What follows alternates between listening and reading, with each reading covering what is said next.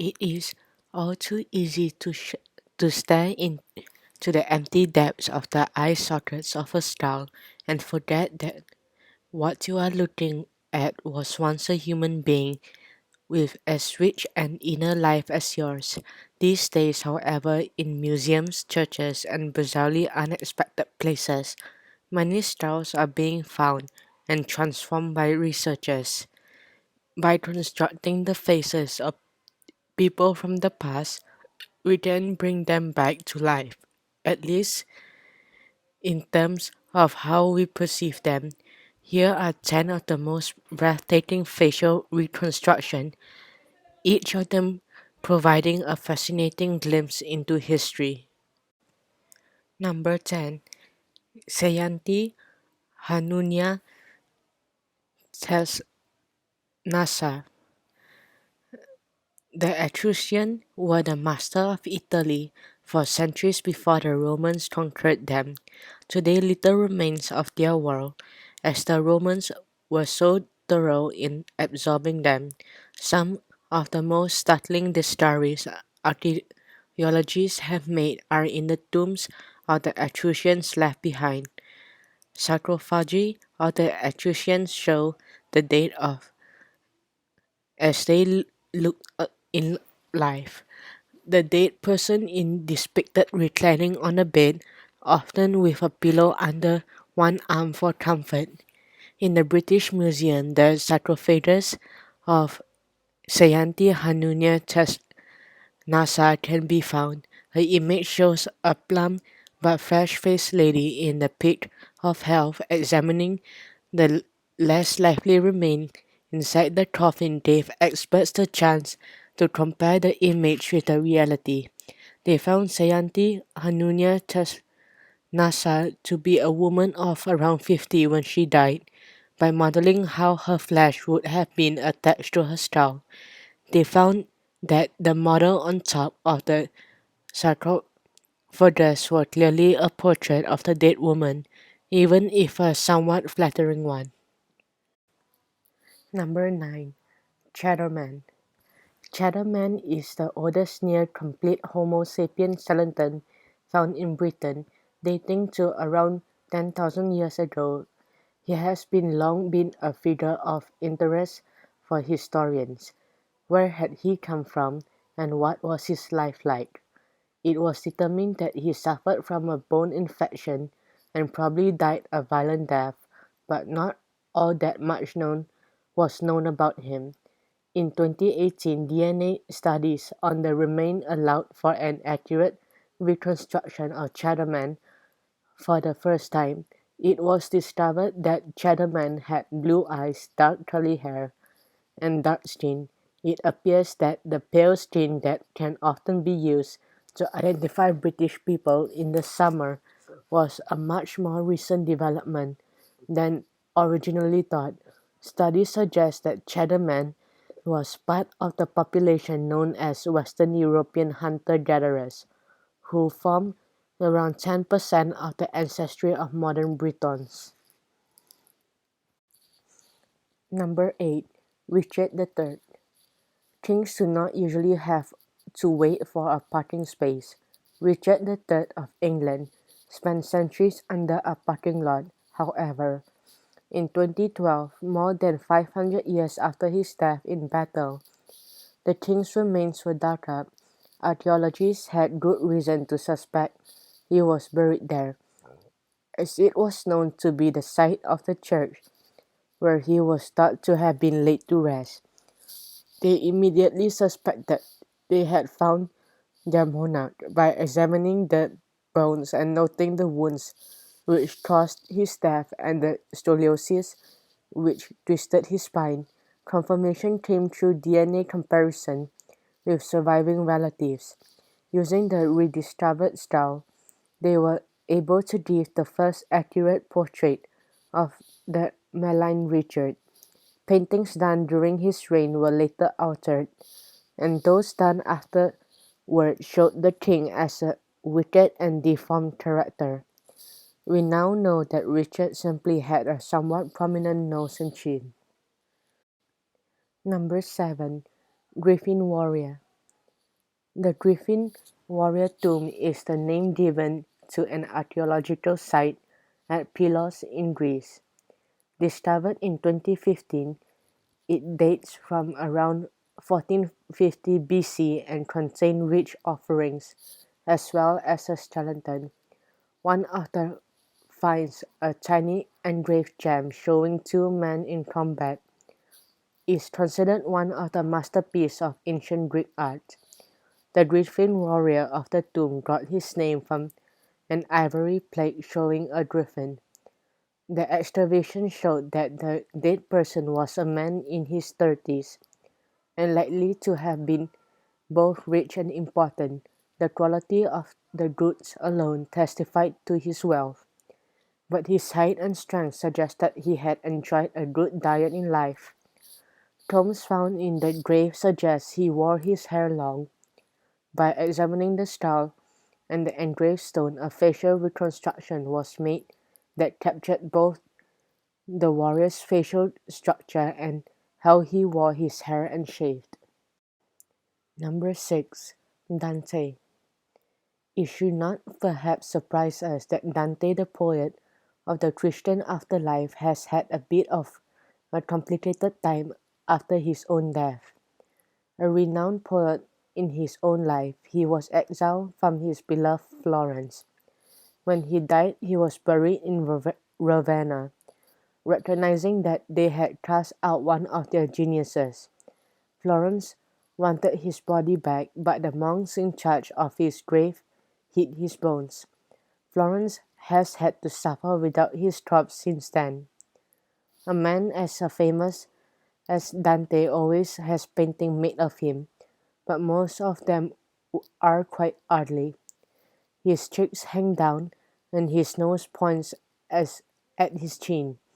In 2007, researchers used measurements of Dante's skull to see if he really deserved this artistic treatment. The reconstruction suggests that Dante was no worse looking man than many people, then his distinctive features in many paintings were the product of the poetic license rather than a true to the poet himself. Number 5. Henry V of France. Henry V of France was beloved in his time, well as beloved as a king who ended up getting assassinated can be. He was tolerant of other religious faiths and liked a good time. Henry was known as a philanderer, something which only endeared him further to his subjects. Even the fact that his feet and armpits stank of garlic did not seem to have harmed his popularity. Long after his death, however, during the French Revolution, his corpse was disinterred and desecrated. Somehow his head became disconnected and ended up in the attic of a tax collector. The facial reconstruction performed on the skull revealed a face very similar to those known in the official portraits. Not all the king's descendants accept that the skull really is that of Henry,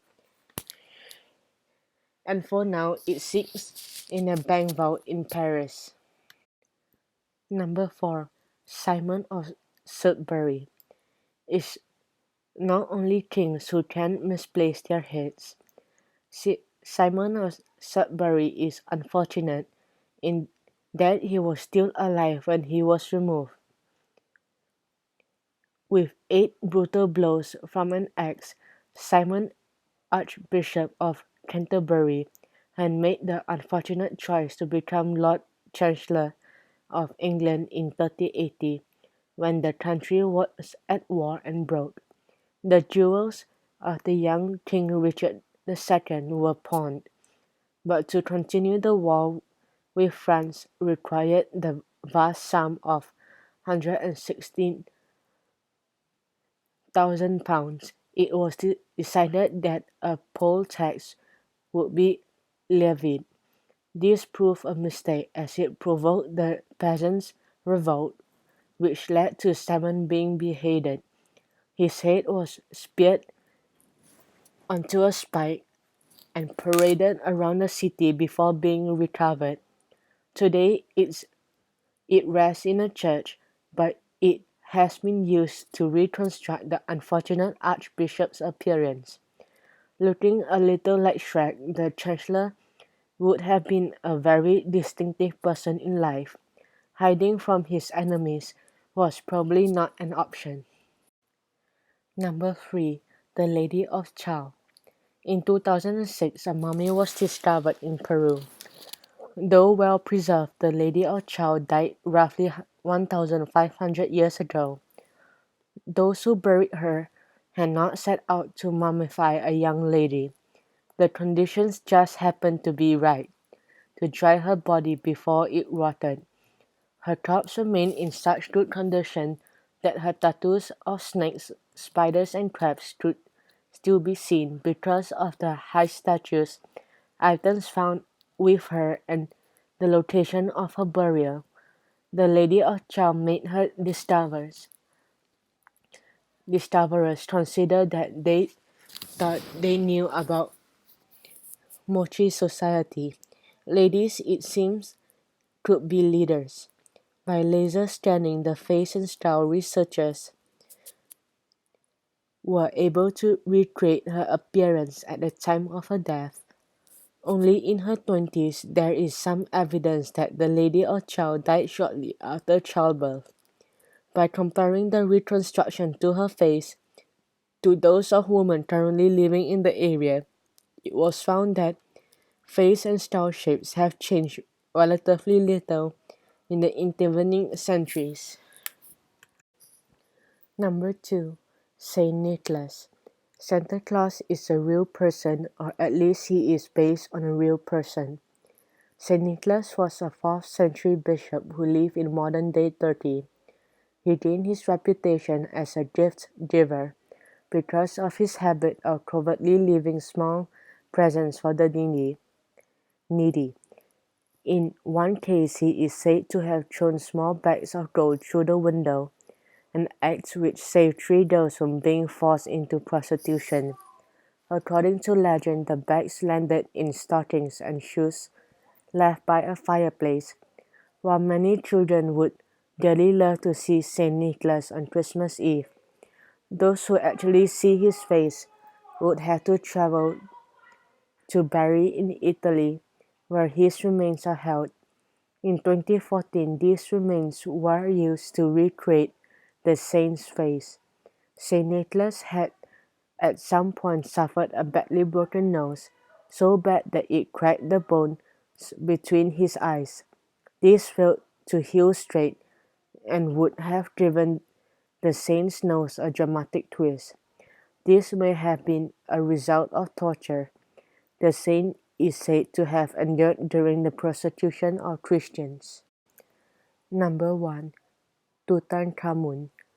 Tutankhamun has one of the most recognizable faces in all of history. The golden mask of his sarcophagus is instantly familiar and has pervaded our culture ever since its discovery. Yet for all the splendor of his tomb, Tutankhamun was relatively minor pharaoh. The mask shows Tutankhamun as the ideal of a perfect young king. The truth was rather more disturbing. Medical studies of the pharaoh's corpse have shown that he had the clubfoot malaria and suffered because of the incestuous marriage of his parents. It is likely that when Tutankhamun walked, he required a cane to support him. Many canes were found in his tomb, in contrast to the gilded youth of his sculptures and masks. Tutankhamun in life looked rather ungainly. He suffered from pronounced overbite and a slightly malformed skull. Perhaps the mask made for him showed the face he wanted to be known with in eternity. So this is the end of today's video and hope you guys enjoy it. And don't forget to check our songs that we have just downloaded and Hope to catch you guys in the next video.